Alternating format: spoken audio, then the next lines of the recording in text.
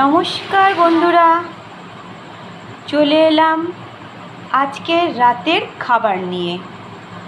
আজ তো নীলষষ্ঠী, তোমরা সবাই জানো, তাই আজকে বানিয়ে ফেললাম লুচি। তার সাথে পটল, আলু, কুমড়ো, ছোলার তরকারি। একদম সাদামাটা খাবার। তোমাদের কেমন লাগলো বলো তো? আজকে নীলষষ্ঠীর জন্য নিরামিষই খেয়েছি। সারাদিনই সকালে সাবু মাখা খেয়েছি, আর এখন হচ্ছে লুচি, আলু, পটল, কুমড়ো, ছোলার তরকারি। আজকে তো যারা যারা নীলষষ্ঠী করো তোমরাও তো সবাই নিরামিষই খাবে।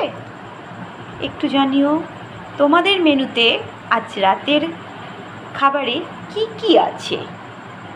আমার মেনুতে তো এটাই আছে, তোমাদের মেনুতে কি আছে?